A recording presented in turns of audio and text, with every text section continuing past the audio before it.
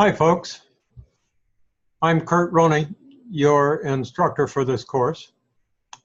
And the purpose of this little video is just to say hello and to do a little bit of housekeeping and make a couple of short announcements. First of all, as you are well aware by this time, each of you is supposed to have posted a question in this Wednesday attendance module that the Tillman School has put into every MBA course. And I'm pleased to say that every one of you have done that. You've indicated your acceptance of the syllabus and have asked me, in most cases, some really good questions. And I'd like to thank you for those questions. I have answered every one of them. So if you take a look on that particular, I believe it's called a forum in Moodle, you will find my answers to your questions. But really, I was quite interested in some of your answers regarding your reasons for getting an MBA, and a couple of your comments about the reasons why you hope that this course in strategic management will be useful to you, and I certainly hope that it will be. For those of you who may not know, we actually have two courses in strategic management in this MBA program. The first one, this one, which is on the theory of strategic management, essentially the scope and content of strategic management. And the second course that follows this one is Business 671, which is on the implementation of strategy, and it's also a lab course. By lab course, I mean that you will form teams with some other class members and select one of several companies on a list of candidates to study during the majority of that course. And I will join your team, by the way, and together we'll study a company in real life. If you've probably taken courses where there are cases at the back of a textbook, and you study those cases and probably develop answers to questions about those cases. That's not what's going to happen in Business 671. In Business 671, we're going to take a look at a real company the way it exists right now. The problem with casework, many of us believe, is that they're not realistic. First of all, they usually were written a long time ago, and by the time they get into a textbook and people read them, the industry, if not the company itself, have changed a great deal. More importantly, though, business problems aren't that neat and tidy. They're messy. You know, business problems are usually not cut and dried. You've got to make assumptions and deal with them in the real world. That's what we'll try to do in Business 671. But that's ahead of time. In this course, you're going to be presented with several principles of strategic management. And then in Business 671, you're going to be asked to apply those principles as you do a strategic assessment of a real company. But you can't do that assessment if you don't know what the principles of strategic management are or how to apply them. And so that's what this course is for, is to provide you with principles of strategic management. And I hope you find the course interesting. Whether you do or not, I can tell you that if you have aspirations for a management career, the higher up you go into the corporate management structure, the more important the principles of this course will be, because management and senior management has greater responsibility for forming and selecting goals or standards of success for an enterprise, and then developing the approach to pursue those standards or strategy. And then finally developing the methods for implementing strategy. That's what these two courses, Business 670 and 671, hopefully will do for you. That's their purpose.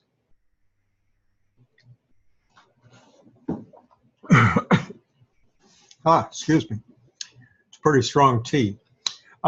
Anyway, the second item that I'd like to mention with you is the Tillman School Outbound exam. A couple of you have already asked me questions about that exam in emails, and I'll answer you now, and then I'll answer your individual question emails, and I do try to answer emails as promptly as I can, although sometimes I do get backed up by my responsibilities for other courses. And so please know that I will answer your email just as quickly as possible. The Outbound exam is a requirement of the Tillman School. The results are not used really to grade you.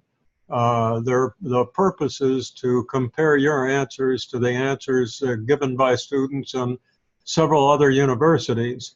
And by comparing those answers, Tillman School management gets a chance to assess itself and over time make some course corrections to hopefully increase the quality of our product. I really, even though your completion of the exam and getting certain levels of scores qualifies you for up to 5 points in the grade scheme for this course. How can I say this the right way?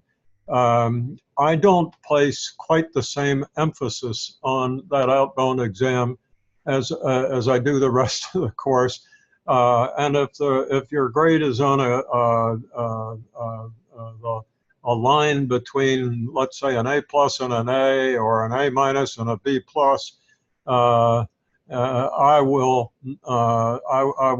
tend, if your grade for the Outbound exam wasn't all that great, I'll probably try to discredit that and lean more toward the results that you got in the actual course, so that this Outbound exam, for my purposes, should not impair your grade potential.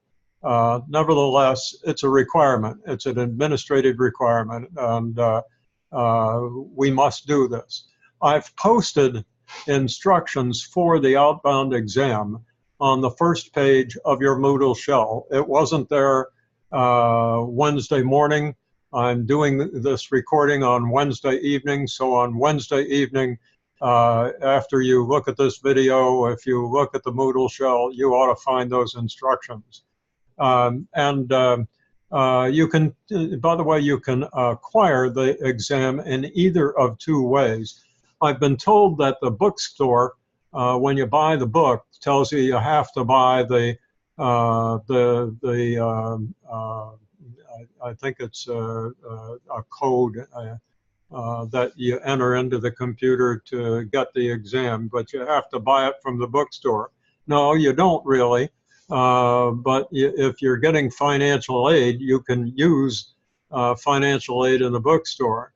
You can also buy the exam directly from the publisher of the exam, but then you have to use a credit card. You can't use your financial aid if you're getting any. So it's up to you how you buy it. One thing I would recommend, and that is, don't take the Outbound exam until late in the course. Why?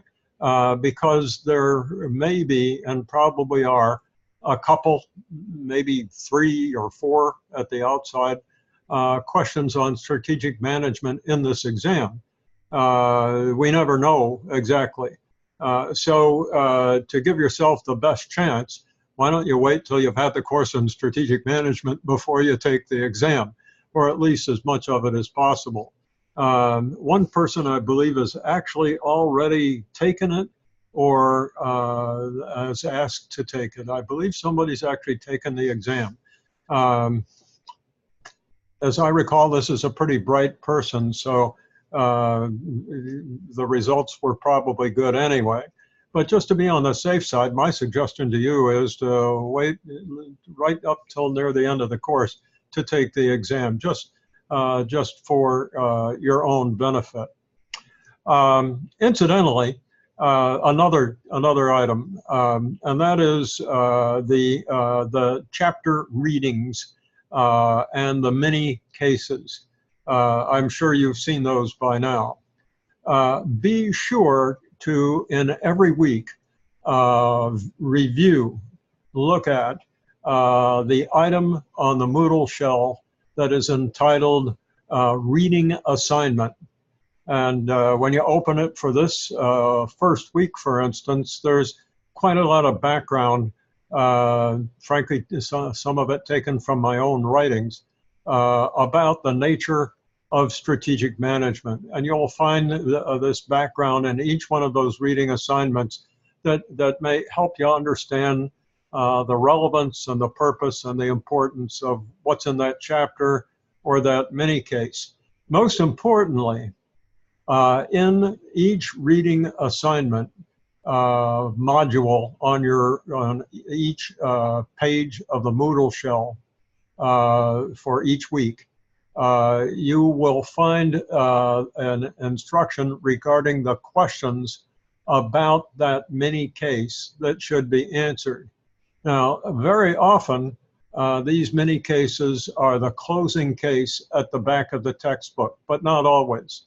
And in Business 671, that's especially the case. So you need to have the correct book, which is the 12th edition of the book. Let me see if I can find it real quick here on my shelf. Yeah, here it is.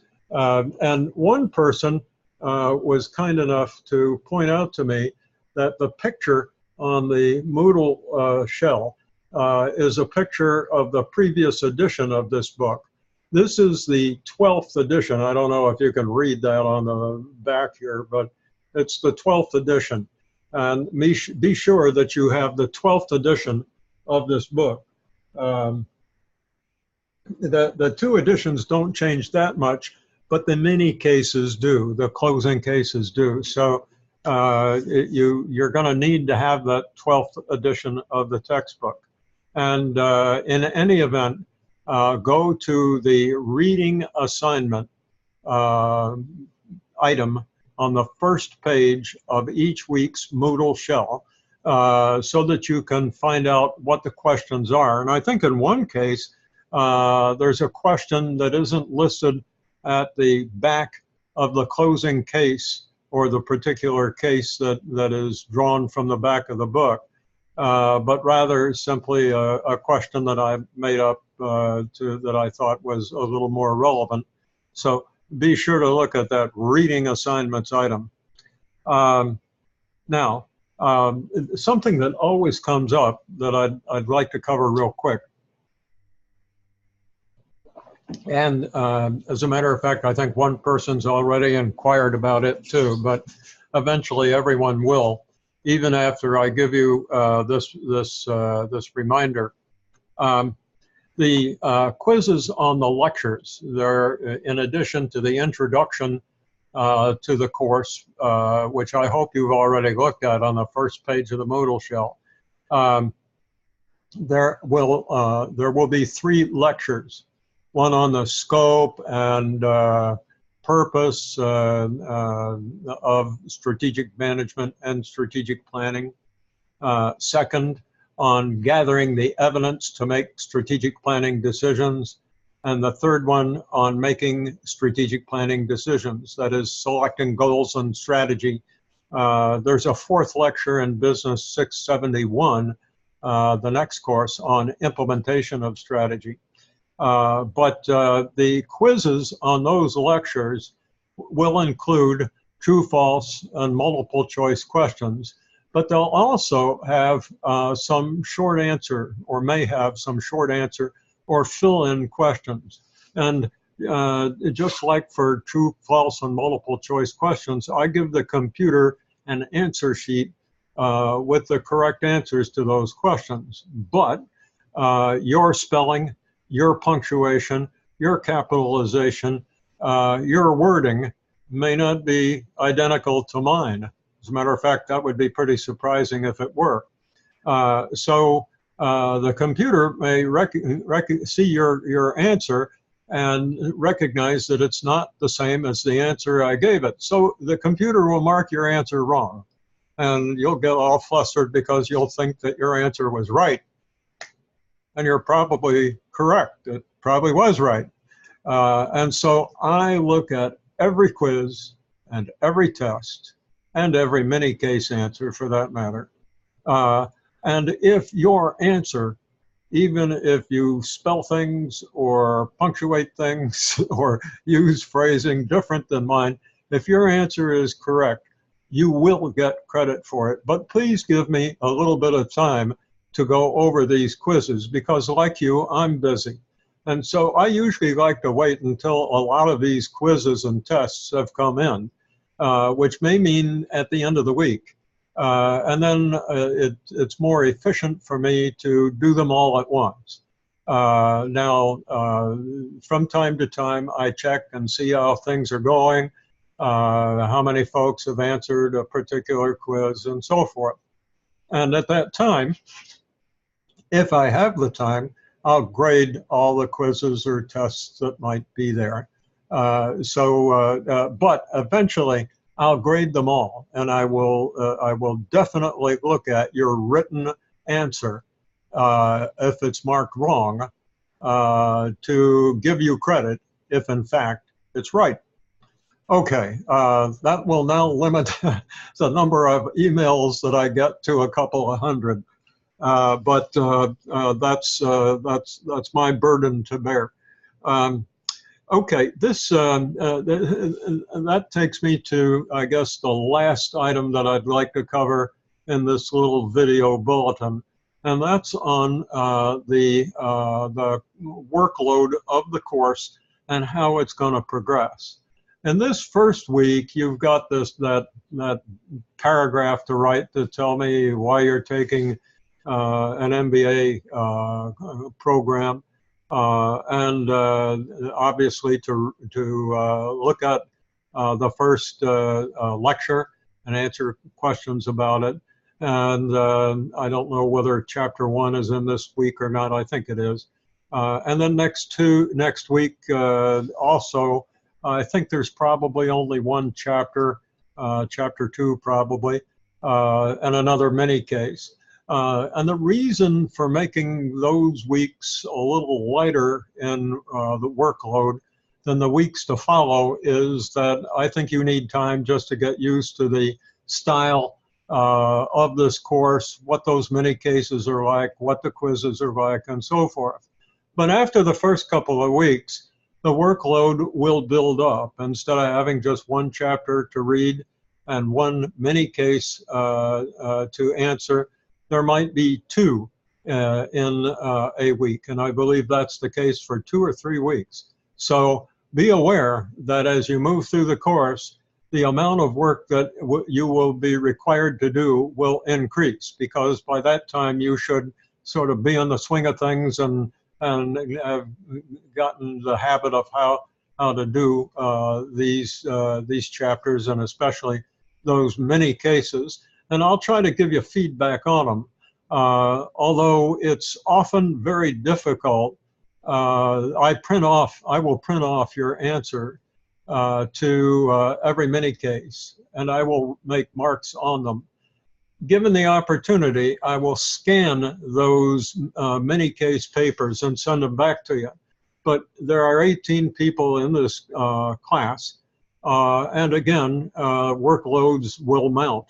And so sometimes, and more often probably, what I'll do is prepare an answer to the mini case, or if there are several questions then I'll prepare an answer to each question, and I'll attach that to an announcement to the entire class.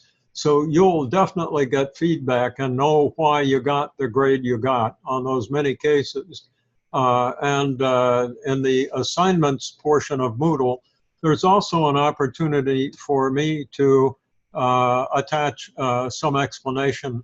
And if there's a need to do that, I'll do that too. This is one place where it's unfortunate that we're doing business remotely, although I think that with Zoom, we really have a great tool here, and it's almost like being in class together. But in the case of these written assignments, I would take your assignment, print it, make comments on it, and then when I see you in the next class, hand it back to you, and you could read all my comments. That's a little difficult to do when you're conducting a course electronically. I'll do the best I can. If you want to talk about your answers to the many cases or ask me to explain why you got the grade you got, please don't hesitate to do that. That's what I'm for, and I'll be glad to do it. But to the extent possible, I'll give you answers to those questions so that maybe you won't have quite as many questions about why you got the grade you got. In any event, just be aware that as we move through the course, there are going to be more mini cases, perhaps 2 a week, rather than just 1 a week as we get started. So with that, I'll end this, what appears to be about a 1.5 hour bulletin, and wish you well in the course. I'm looking forward to meeting you. Here, as we get near the end of the course, I think I'll probably ask to meet with you, perhaps in Teams or in some way, so we can get to know each other, particularly to get ready for Business 671, where we definitely will form teams, and we will work together in those teams to grapple not with a mini case, but a maxi case, with a real big one. But that's then, this is now. So I'll get out of your way and let you get back to work, or go to work if you're looking at this video in the morning before you walk out the door and do what you spend most of your time in the day doing. So good luck in the course. I look forward to meeting you and working with you for these next 7 weeks. And at that, I will try to end this, this video bulletin until I see you again. Goodbye.